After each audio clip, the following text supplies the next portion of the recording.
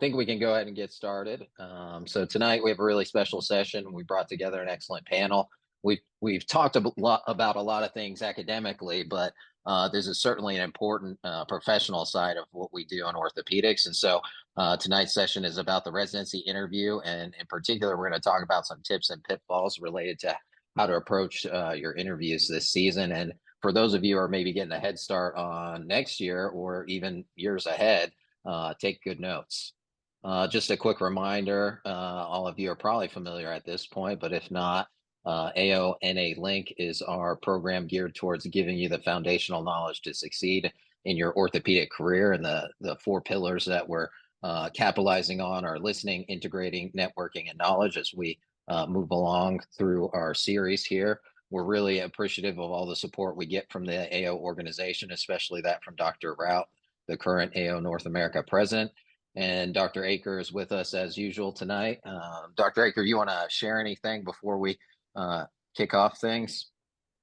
No, I mean, I just think, as we approach and we're in the midst of interview season, it's important for all the students to remember it's hard to imagine, but we were all there once. We were all uncomfortable rotators trying to figure out where the locker rooms are and who's Dr. So-and-so and what do I introduce myself and all the awkwardness that goes with doing what we do. We were all there once, and the same is true for the interviews. So I, once upon a time, traveled around all these different cities, all these different programs, and prepared as best as I could.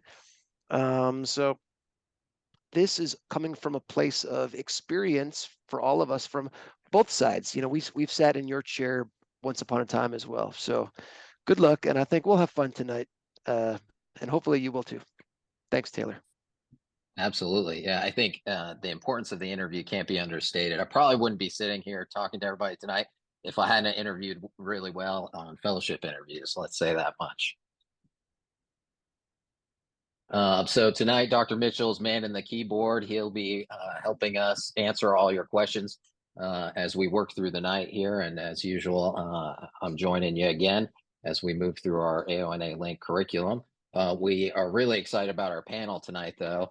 We have convened a group of experts, I would say. And so, Jackie, Dr. Donahoe, can you kick us off and maybe give us a little intro and any piece of advice you might have for students who are in the midst of interviews?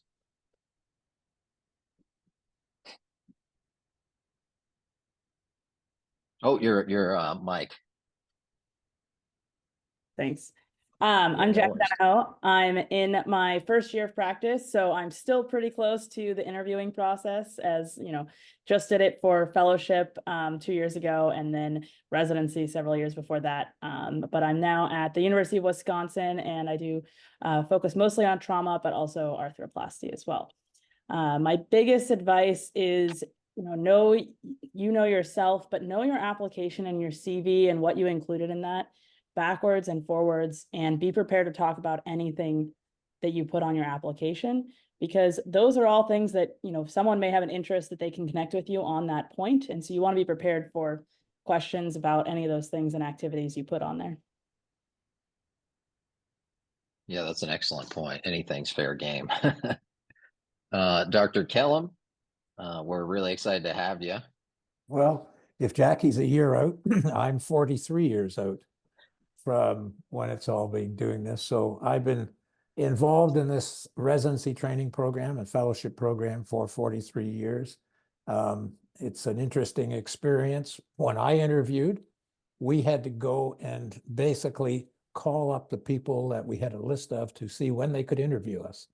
And that was it. And it only was one person at a time. And you sort of showed up at 6 or 7 at night when they finished their list, and they were trying to get home. So the interview process was much different at that point.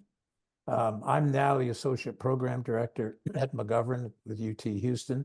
And I don't do much surgery anymore, but I do involved with the resident education side of it. And if I give you any piece of advice, I would just like to say, you are what you say.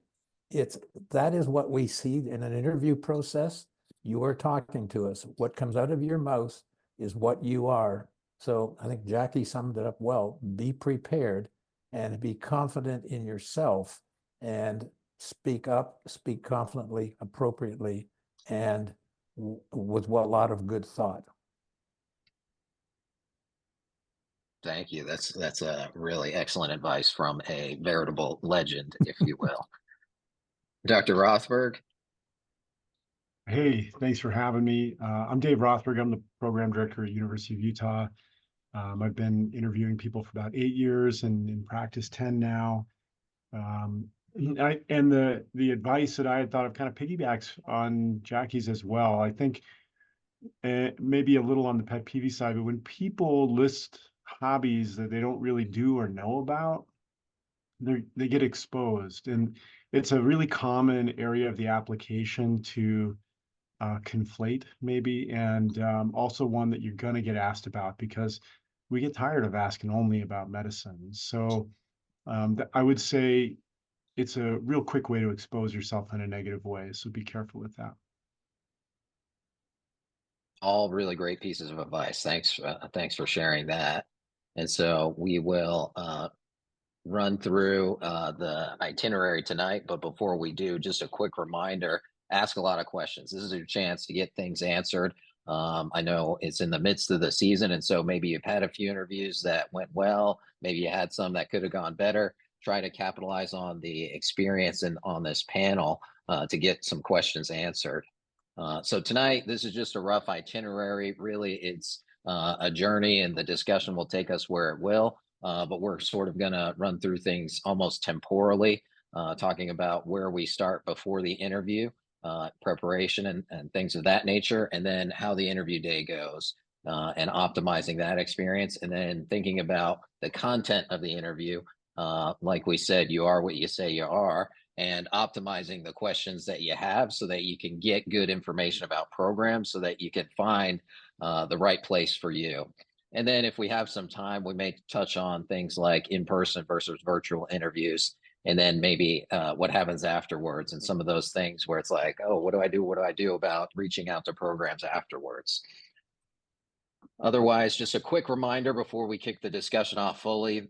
Next week is upper extremity fractures, back to sort of our academic curriculum, and we have an excellent panel for that as well. And then also the AO organization would like to remind you that they are developing a new educational platform, and keep an eye out for it as you work towards your surgical education.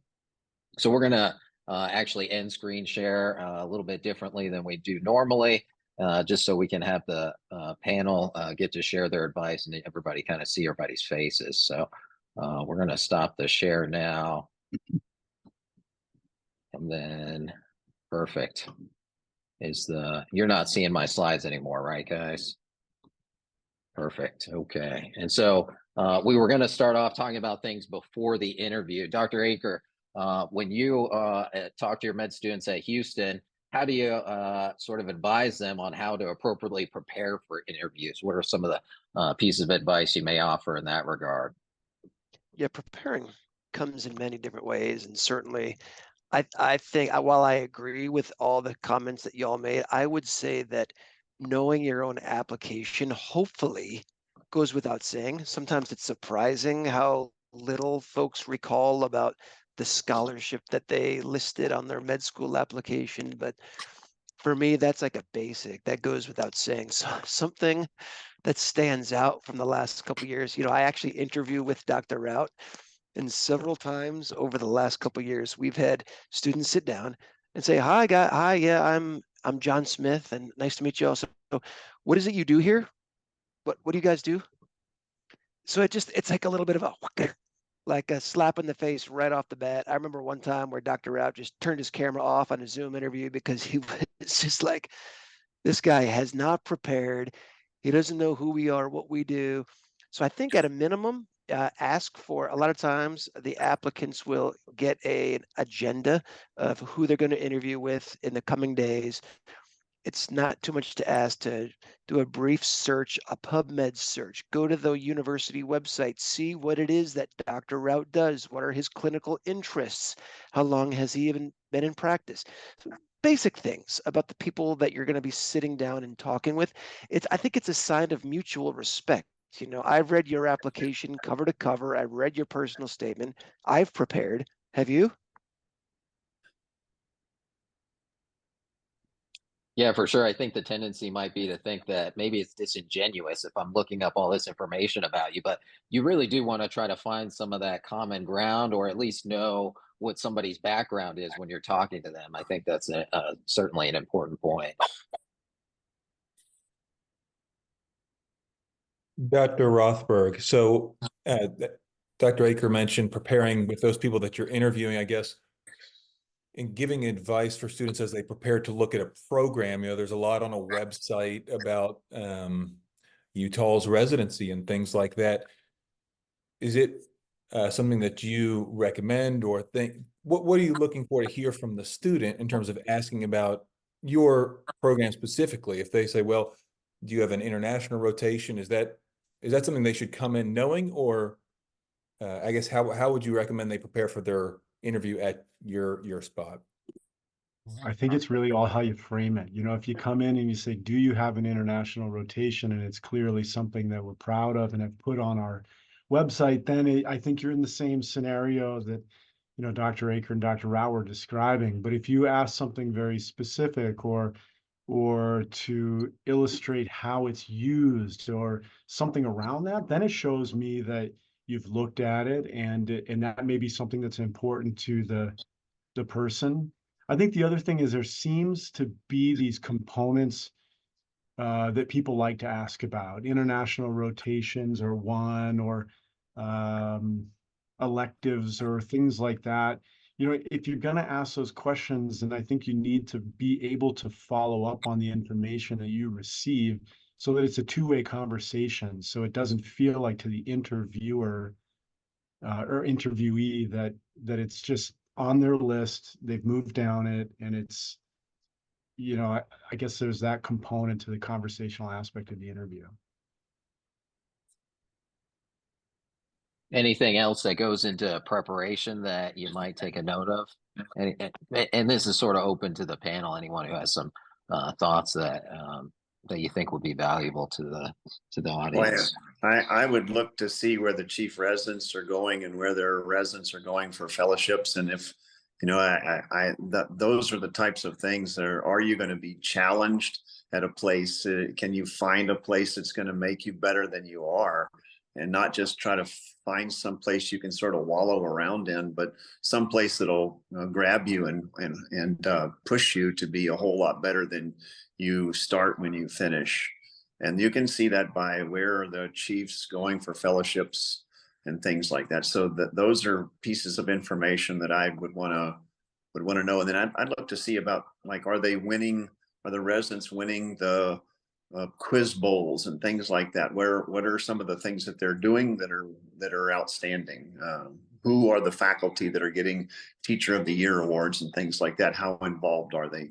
Those are all easy things to look up, and those are all incredibly relevant. And then probably my biggest thing was just I look for colleagues who are clowns. You know, I wanted to know if there were some people in the different residencies that are just clowns having fun, because the work is hard. No matter where you go, you're going to think you're working harder than everybody else, and somebody's got to keep you entertained, and you need some people to keep the humor good. It just makes it all a lot of fun. And so when I was interviewing around, I was looking for PGY3s, PGY2s, especially that were clowns that could keep me laughing as well as keep me working. Yeah, that really can't be understated. The concept of trying to figure out if the residents wherever you're interviewing are happy, whether that's humor or whatever else you can gather. If you get the sense that the residents aren't happy, it's probably not a place you want to be. That's a I mean, I think to do in preparation, though. Oh yeah, for sure. I think on the day of, though, if it may be, do you think it's a red flag if the residents are not involved in the process in some way? Yes. Yeah, no, I think it's imperative that the residents be involved. And in fact, if you're interviewing, you want to spend your time, the most of your time, with those residents to find out exactly what you're hearing.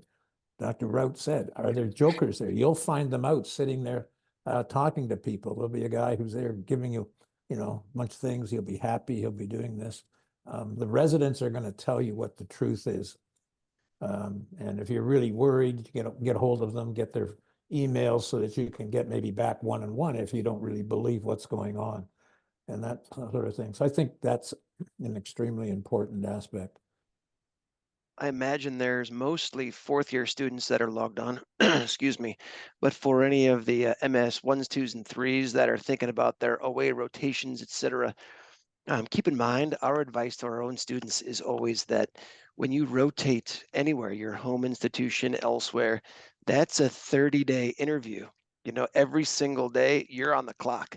They're watching you, they're checking with the residents to see if you're showing up on time. So for a lot of the students that are going back to interview at places where you're rotated, keep in mind that they already have a pretty good sense of who you are and what you're bringing to the table. That being said, Dr. Mitchell, I think at Vanderbilt, you guys offer an interview at the end of the rotation. Is that true? And does everybody get an interview? And is it essentially the same as an interview from kind of a stranger that just applied to your program? Correct. Yeah. And I think there's different formats for those away rotations. Some interview while you're there, and our format has changed over the past 5 years, really just to, you know, interviewing is expensive. And so we want to respect folks to time. And while they're here with us, they'll do an interview with a group of faculty in the exact same format. So in that way, even when you go on your away rotations, you have to be prepared to potentially interview. So I'd say that's pretty important. I think coming back to some of that preparation where we're talking about before, because there's often correspondence between potentially the interviewee and, we'll say, the program coordinator, the staff that you're going to interact with as well. I would just heavily recommend that you all treat these folks with tremendous respect, because they are integral to our process. They're people that often are very involved in the program and put a lot into it. And if you make a few too many phone calls, if you're rude, that can go a long way to not helping you. So treat everyone with respect as you're going through it. And then the second part of the residents having fun, the socials, if there is one available, can give you a lot of information. It's usually how many residents are there, how the residents are interacting, and that's one of the biggest things you want to take away. So at the social, I would encourage you, as you all interview together and become friends with other fourth year students, don't siphon away and be in a corner with other fourth years. Just talk to the residents and get to know them, and you'll get a sense pretty quick if they're enjoying residency, if they're a part of a family in the residency. So I was going to just echo what Phil said about the coordinating staff who are looking after you and organizing your rotation. I've been in this long enough that I can tell you, if I go to my coordinator and ask, please rank the candidates, I can tell you they have a very interesting ranking, and they are usually 100% right, because they deal with you. If you're mean to them, they're going to be mean to you. And they're going to tell me that. Okay, they're going to say, I don't like Joe Smith. You know, he didn't fill anything out. I had to bug him. And that's what you're going to do when you become our resident. And I don't want you. So realize that there's a hidden group back there who have a potential, and you need to understand that. So don't blow them off. I think perhaps that holds true as you work through the whole interview day itself as well. What are some tips that you might put out there for the audience about how to conduct yourself as maybe you work through the tours, and then as you begin to prepare for the going into the interviews themselves during the interview day? I was going to add one last thing on preparing for the interview. Yeah, for sure. A lot of the residency programs now have social media sites that are run by the residents or run by the program. That's another great place you can get a lot of information on what are the residents doing in their free time? What is it like to be a resident there? it can give you a lot of insight into that program. So if, you're looking to prepare and learn more about the program, don't forget to look at those opportunities and learn about those programs in that way, other than just, the website. Yeah, that's a sort of a newer thing for sure, but it's definitely valuable information, especially when it's really hard to figure out where is good info. At least a little way back. I don't know if it's still the case, but there was just like this Google Doc that people randomly filled out, and anybody can put anything on there, so it's a bit hard to know whether that's good info or not. But yeah, finding good info can be challenging. And so, any tips that you might have, Jackie, for the students as they work through the interview day itself, like if there's lunch, if there's breakfast, if they're on a tour, things like that? I think, similar that to the social that's already been a little bit mentioned, is you're going to become friends with the people you're interviewing with. You're going to get to know these people because you'll go to a lot of different interviews, your fellow interviewees, but take those opportunities to talk to the residents, and don't just be off in the corner by yourself. I think those people that aren't really interacting, don't seem engaged, are pulling out their phone, even though, we're just on a bus tour driving around the city, you're sitting there on your phone. Even though I'm the resident leading you on the tour, that just shows to me you're not that interested in our program and what we're doing, because we're trying to share with you and put our best face forward as a program. And so if you're not really engaging in those opportunities to learn more about the program, the city, where you're going to live, I think you're doing a disservice to yourself, not just from the perspective of how you come across to the people that are there with you, but also this is your opportunity. You have a weekend or a day, depending on the interview, to figure out if this is going to be a place that you want to be for 5 years. Yeah, it's definitely not an insignificant amount of time. And phone etiquette, that's an interesting topic that I hadn't even considered myself. You would almost think it goes without saying, but maybe not. Not today. Taylor, I was going to say that as you step into your first interview, it's normal to be nervous. Everybody's nervous, but there is a difference between eustress and distress. Distress is where you're profusely sweating, your heart is racing. This is the most important moment of your life, and you're scared to death that you're going to freeze up, say something awkward. Eustress is like the stress that helps you hit a three-pointer at the end of the game because you focus and you actually get the job done. So somehow the students and the applicants have to find a way to channel their stresses into, control that and walk into that interview prepared, knowing that you're prepared, you deserve to be there, and put a smile on your face. I think a smile goes a long way. A lot of folks are going to reach out and shake your hand. It's nice to see people in person. Lots of programs are still interviewing virtually, but for those programs that are doing it in person, I think an in-person handshake and a smile goes a long way. Maintaining a sense of composure, yet humility and confidence. You just want to be yourself. I mean, these are big picture items. Just be yourself. That's easy to say. But to Rothberg's point earlier, you start to get into the weeds on some of these applications, and it's clear that folks haven't prepared, or they're kind of like stuck going down a rabbit hole. So just relax and just be yourself. Easy to say now that we've been there and done that, but try to relax and smile. That's the biggest advice. Taylor is the poster child for that. I can still remember when he interviewed it was 4 or 5 years ago for fellowship, whenever it was, and he was the very last applicant at the very last day. He has got the name with the Y, and we weren't interviewing any Z's that year, and he came blowing into the room with that big old smile and a lot of energy, and it was like he was the starting point guard for the Chicago Bulls, and it was game time, and it was just fantastic. It was the best interview of all, and it was the very last one of 40 or 50, but it was just the personality and the content. And so, Taylor, you're still memorable.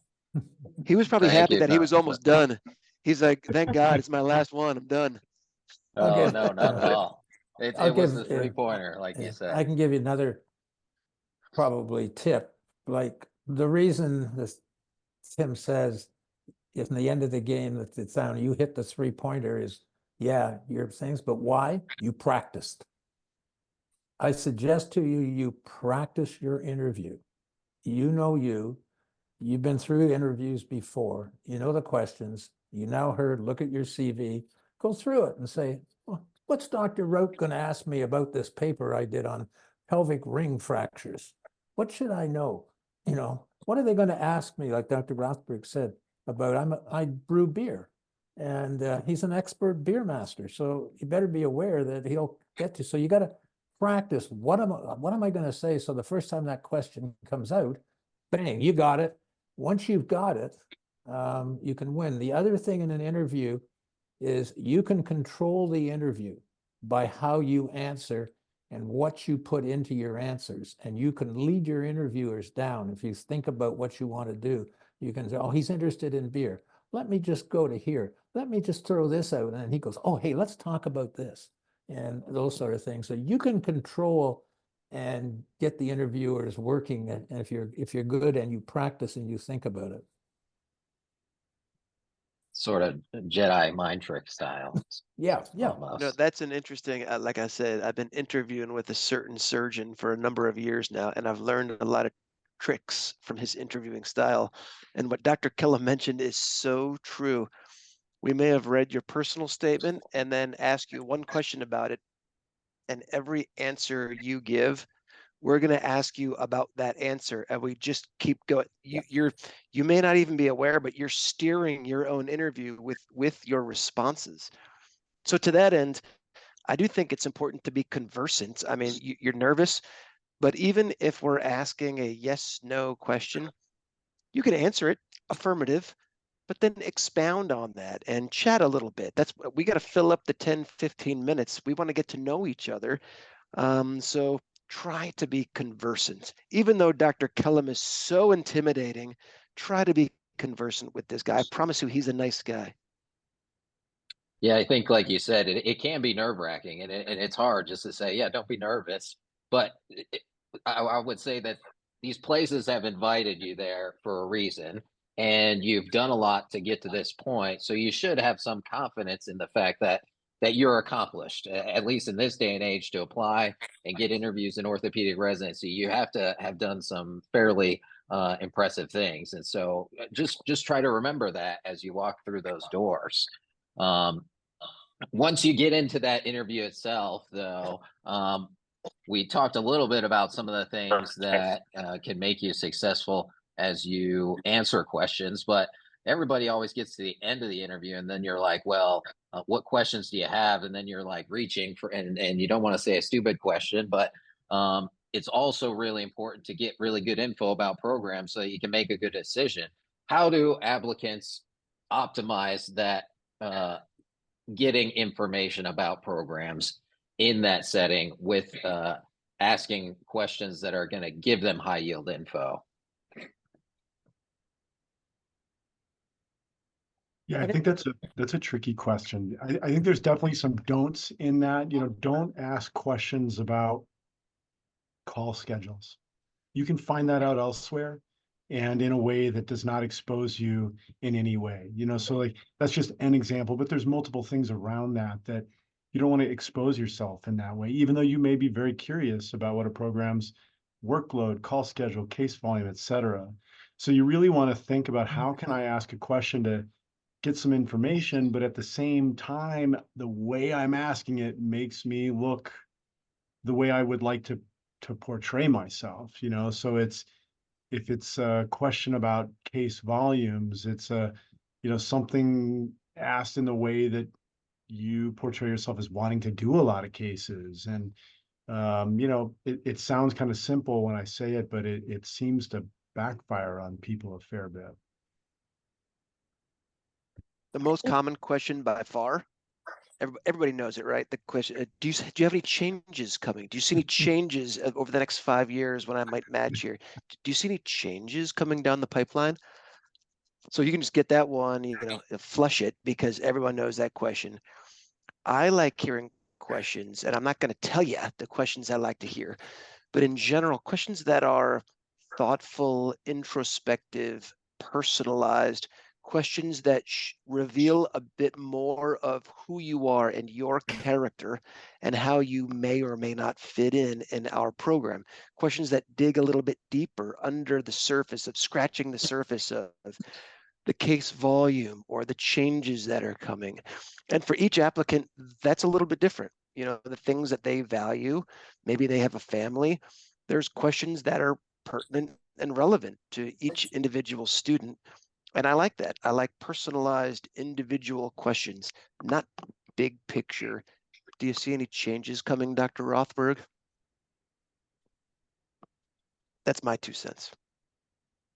I completely agree. I think, you know, thinking about what's important to you and asking questions that are trying to figure out kind of those aspects for yourself is a really good way of coming up with good questions, other than what are the changes that are coming or these other questions. Also, you know, you can use clues. You're often interviewing in faculty's office, and if it's their office, you can use clues in their office to ask them about something.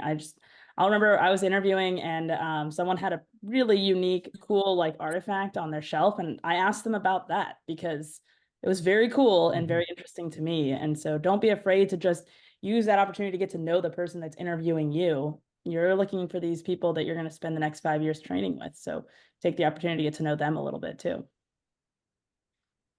Taylor, one of the questions was, if I have some questions lined up in my interview, what do you think about bringing in a notebook or some notes with these questions on it? I think that that's fine, but to Dr. Akers' point, you want to be thoughtful, appear thoughtful, and not kind of just bullet point down, you know, are there weaknesses? What's your favorite thing about Nashville? You know, these kind of things, you want to be a little bit more introspective so it's a conversation. So that's one. And then the second, this is a personal pet peeve. It may not be anybody else's, but when you get to the end of the questions and you don't have any more questions left, please don't just like make something up and just say, you know, what's your favorite part about this city? And, you know, that for me is an immediate, it just makes it so casual that I'm basically done. I just can't do it anymore. So once you're done with the questions, even if it's ending the interview a little early, I think that is more acceptable than just kind of dropping it down to a friendly, more friendly conversation. If somebody feels different, please chime in. But A lot of times after the interview, you know, we'll be in the back ranking folks, and yes, the answers are important. But when I reflect from 2 hours ago on a 10-minute interview, what I remember most is how I felt when that applicant left the room. So it's kind of a big picture, you know, yes, the answers, the engagement, the eye contact, the smiles, the honesty, the thoughtfulness, a lot goes into it. But also there's an energy, you know, there's an energy. If you're so nervous that you're like very stiff and scared, well, the truth is, like y'all said before, I'm going to end up spending more time with you than I do my wife over the next 5 years. So we got to get along. I got to know who you are. This is an important relationship, you know? So I remember how I feel when you left the interview. And to me, perhaps that's more important than any single answer that you're giving. All of them are important, but it's really the big picture of how you leave the room. I know if I was interviewing with Dr. Kellum or interviewing with any of y'all, I would want to know things about just your prior experience with residents and maybe the teaching style or the paper that you worked with a resident on and how it got started, or just some story about which resident do you still keep in touch with, who turned it around, the big, like what was an example of a really good success story, things like that are intrinsic to the individual interviewer that you're interviewing with.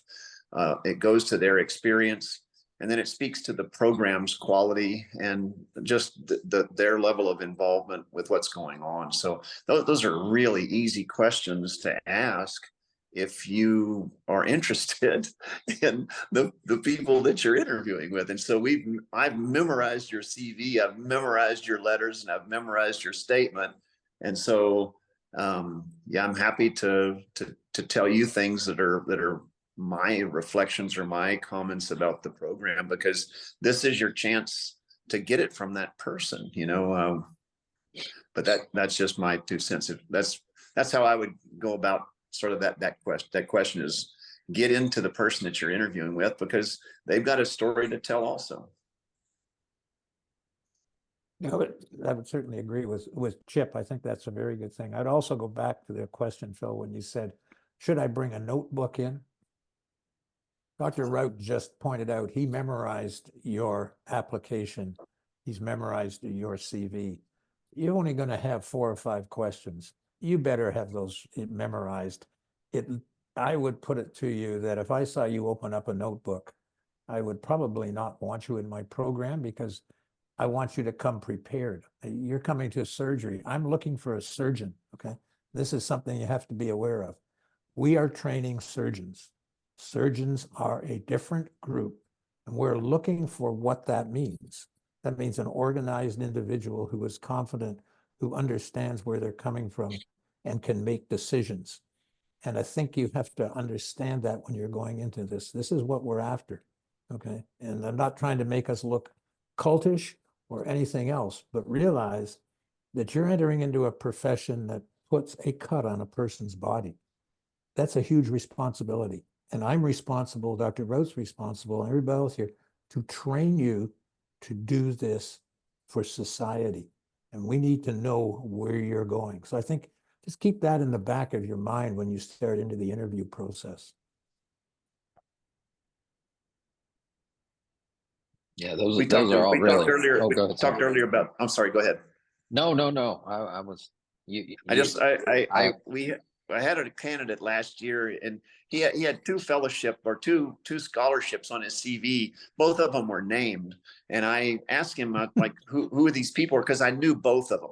These were a surgeon from my hometown whose family had donated $500,000 to the medical school, and this guy had won the scholarship, and then one of my classmates from my medical school had done the same thing. And so this guy had earned 2 scholarships of people that I knew.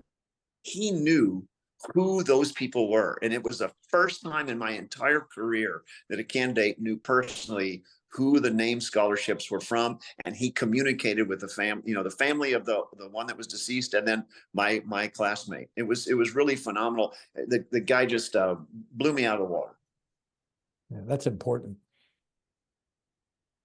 I think another thing that is really important is to develop a sense of internal timing when you're answering and asking questions. If you go on too long, you'll see the person interviewing you glaze over. Have a sense of that for sure, and be concise. Yep. Some of those do things. You guys do y'all do panel interviews, or like 2, 3, 4 surgeons in a room lined up, like in old wooden chairs, all intimidating across the table from the applicant? Or do y'all do like one-on-one interviews? We do a mix. So we have some rooms that have 2 people at most. One of them is 2 residents. That's not too intimidating. And so there'll usually be 2 rooms with 2 attendings, and then 8 rooms with single people. But we don't have any of the classic, panel interviews like I can remember from like fellowship interviews. Yeah. When Dr. Beingastner leads you down the hall as a lamb to slaughter. I can remember that. It's not quite like that. The good old days. Yeah. Any advice for students if they walk into a room and there's more than one surgeon? I mean, I'm sure there's programs that have 2 or 3 surgeons, or maybe more. Yeah, I always found that to be kind of fun, because there's an opportunity for a little bit more interaction with multiple people, getting them talking to each other. I think it's much easier to get humor in play when you have a group. Like small tips that seem obvious, but look around the room. Make sure if you're asking questions, you're not really isolating one person. Try and use your social IQ to get a sense of how those 2 people interact, and I think that can really help and leave them, like you said, feeling good when they leave the room. I think another important thing too is eye contact. And if you've got one person, it's pretty straightforward. even there, remember eye contact. But if you got 2 or 3, when you're giving an answer, direct the answer first to the person who answered it, then go to the other 2 people so they feel that they're included in it and you haven't divorced them. It makes a real difference too, that you got to get them involved with you.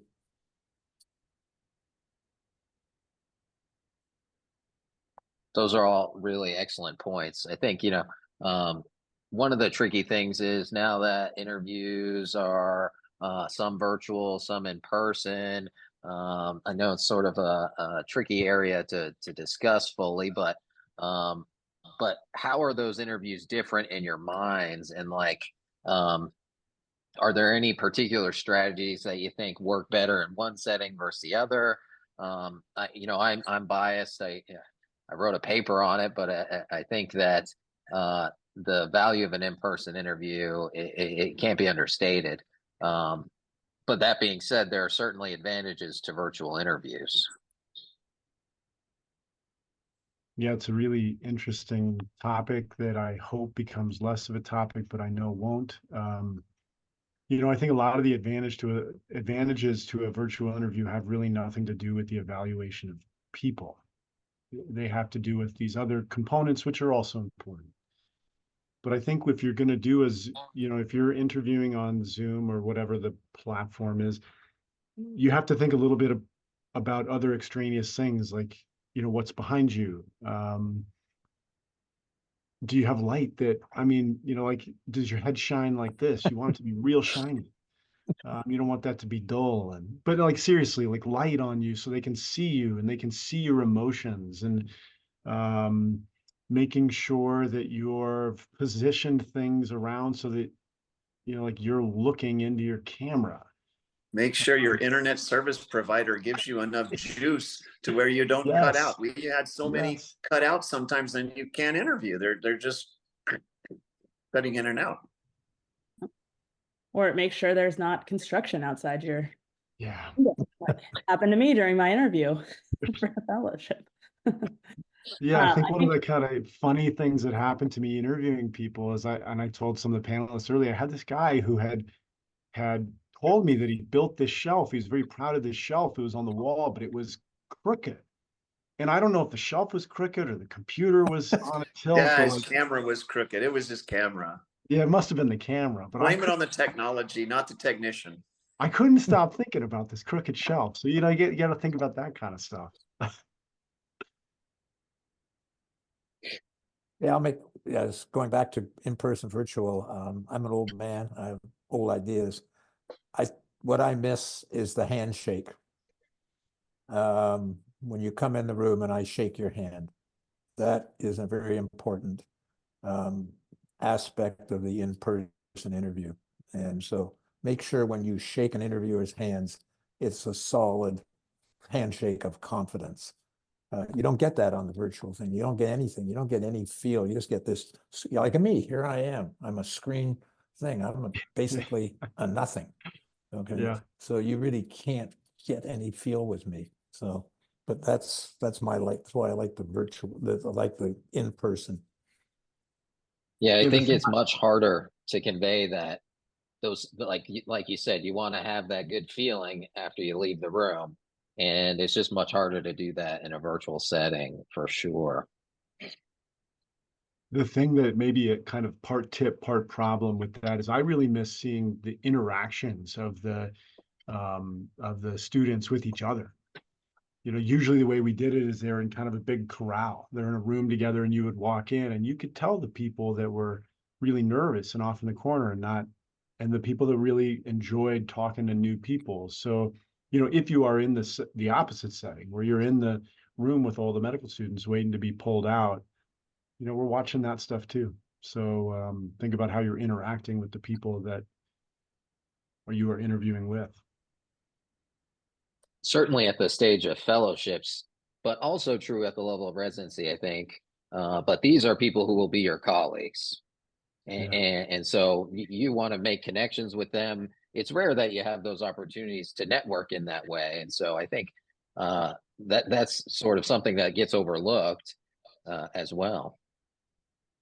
That's really true. I mean, orthopedic surgery is still a really small community. One of the medical students that I did away rotation with, we spent 4 weeks together, worked together. He was a co-fellow of mine when I did my fellowship. Like, we went to totally different residencies, but we crossed paths again, different specialties, but at the same institution. So you're going to run into these people over and over again. So take that opportunity to get to know them. They're your future colleagues. And then maybe after the interview, I know it's a little bit of like tricky ground to tread on, but I know people get preoccupied and get a little bit worried about should they reach out, what they should do, and I know there's probably an official stance and maybe unofficial stances, and so I'm not sure what people will be able to kind of share in that way, but. What advice do you have for people about afterwards, after the interview?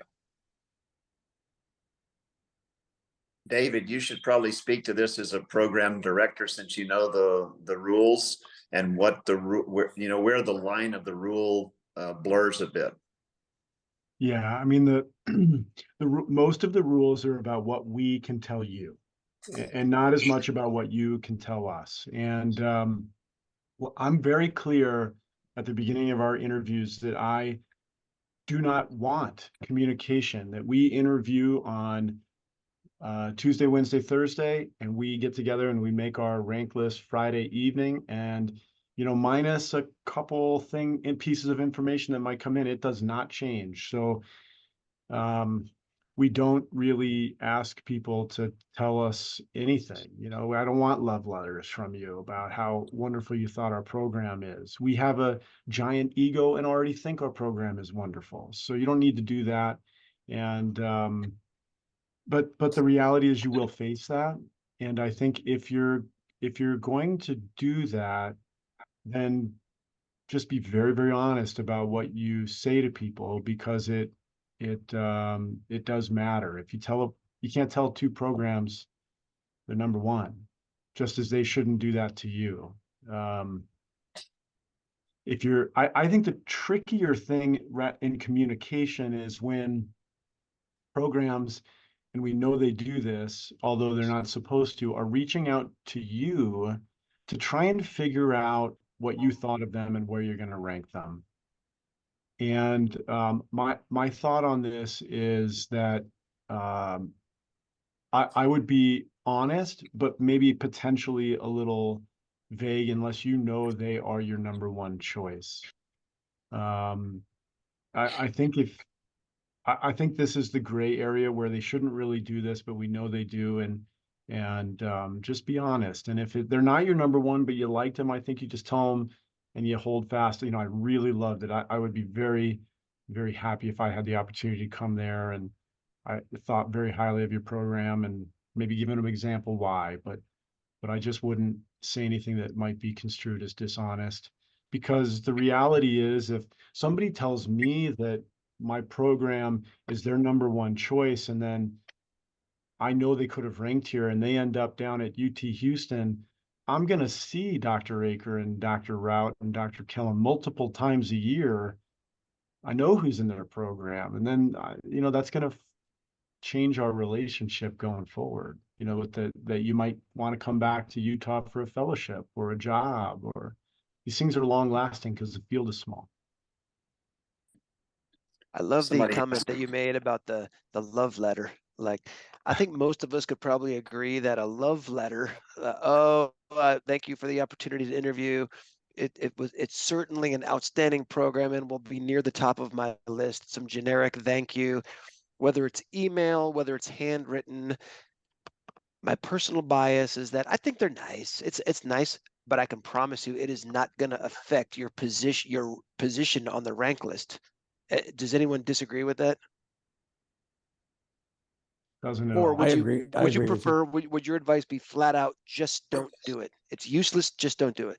I would say, don't do it. I think, and I would also say that if you get something from another program inquiring, that you either turn them in or you just don't answer them. It may be telling you something about that program that you want to know about, that why are they going behind the back of the system to do this? So beware of what's coming, because, you know, again, from your side, there's this thing of, you know, double dipping. You tell me that I want to go to here, it's the best program in the world, and I tell here, and then you change your mind.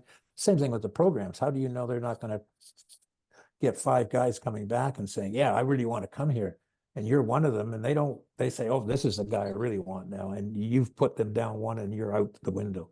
So I think it's a very dangerous, slippery slope. And I agree with Dr. Baker. I don't think it makes a lot of difference at the end. Yeah, I don't think, you know, unless it's something really important to you, I don't think you need to send them, because it's like Dr. Aker and Dr. Rothberg said, it's not necessarily going to change anything. And so for me personally, I don't think that it's worth, you know, risking misleading or saying the wrong thing when it's not necessary. Thank them when you leave. When you finish your interview, thank you very much for allowing me to interview. Yeah, I would even go beyond that, Jim. I think if you've really found your spot and you've hit your groove someplace, I had to make sure before I walked out of the room to let those people know that I was inside out, upside down, hair on fire, having a great day. And you know, there's I was all lit. So I don't think it's wrong to tell people, as long as it's true, that you've sort of found your holy grail if you really sort of get in that situation. I had that happen to me when I was interviewing. It was on one of my rotation aways. It was, and I was cooked. I went and interviewed at, you know, 10 other places, and I couldn't have given a rip about them. You know, I was in love. So, and I made sure the program director knew that. I really made sure that he knew that. But someone asked a question about challenges and failures, and the questions of challenges and failures. I don't know if you can type an answer, but people are just trying to find out. No one's trying to belittle you. They're just trying to find out how you dealt with different problems and how you handle them, not necessarily the details of the problem itself, but just the handling of it. And that's all. They're just trying to find out how you compare to other people in handling things like that. On Dr. Rout's point about that, be prepared for that question.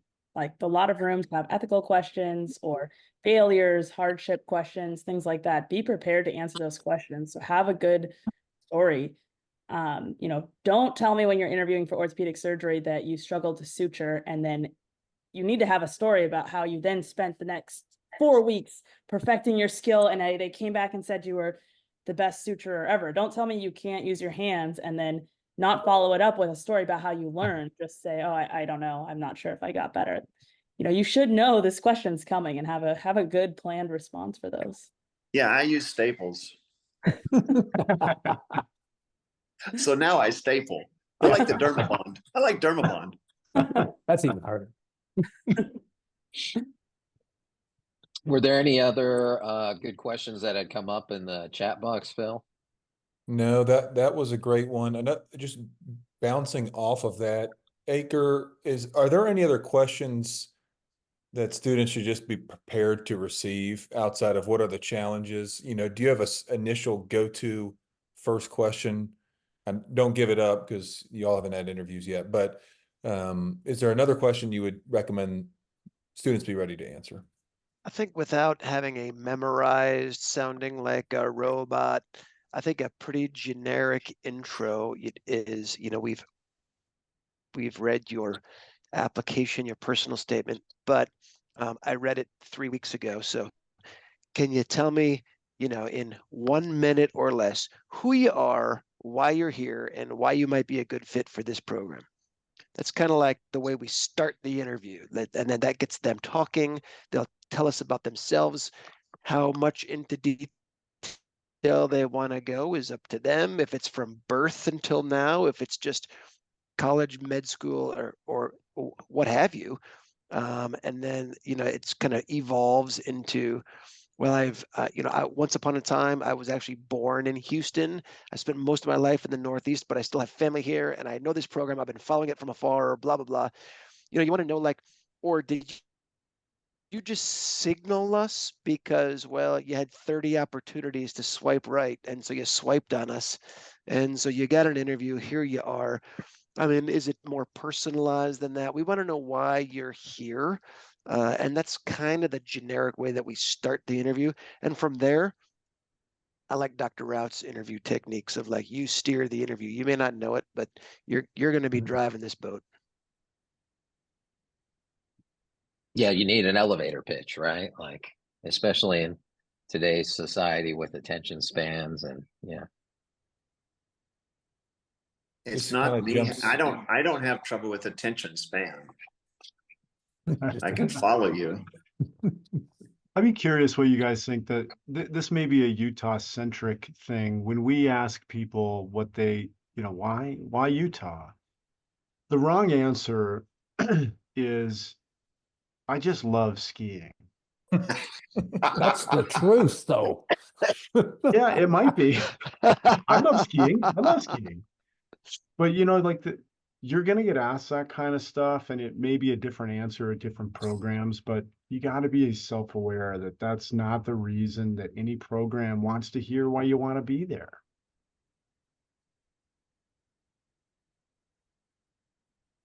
Mostly, I just like your program because you're state legalized weed, and so I'm mostly just interested in that. What's your marijuana policy? Jumping off that, if you have had an interaction, let's say with a resident who trained at that program, maybe they're an attending or a fellow, that can speak to that interest, I think, pretty well. If you're like, well, I've worked with this former Utah resident and he was unbelievable in the OR and I just respect him so much, everything he did. And that's really why that's what started my interest. I think that speaks, that's a way to first express genuine interest. And then secondly, now you have planted that person who may be Dr. Rothberg's best friend or best man, who he can reach out and say, hey, have you worked with a student before? They just mentioned your name. So I think that can be a way if that is truly there. Now, if you just know somebody by association, I probably wouldn't use it. But jumping off one of the previous questions, somebody asked about your application and recommendations if your CV is too long to where you have too many publications, and how do you handle this as an interviewer?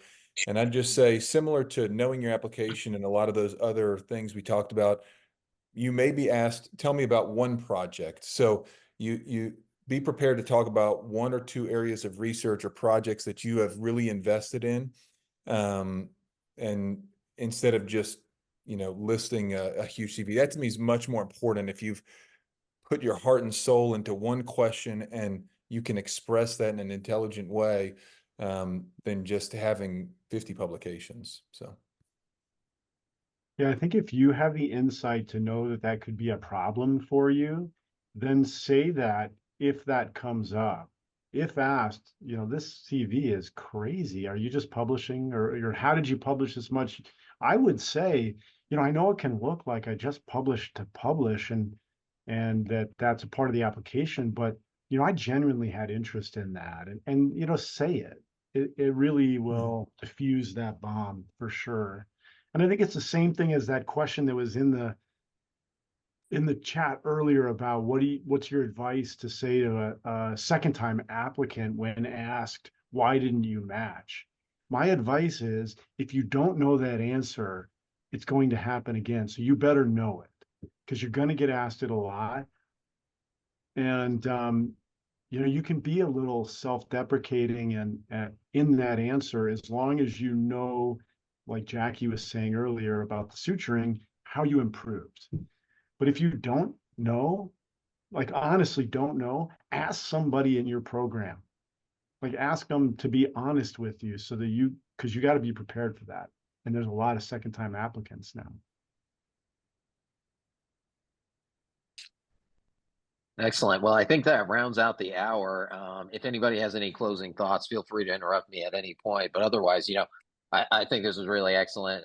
And I think that it's rare that you get this sort of experience and such valuable insight from so many different people at various levels of training, and certainly program directors, fellowship directors, things like that. So take heed of the advice, and good luck on the interview trail. And don't forget to tune in next week for upper extremity fractures. Otherwise, I just want to thank everybody on the panel for tuning in and offering their thoughts, because it's just such a wealth of knowledge for real. One last thing is that I think our emails are easily accessible through the AONA website. So if anybody has more specific questions that we didn't cover, feel free to reach out. All of us are readily available and willing to help. This is what we do. We're not just surgeons, we are educators and mentors as well. So thanks, Taylor, for running point on this. Really appreciate it. Awesome. Thanks, Thank you. everybody, for joining. Well, thank you. It was great.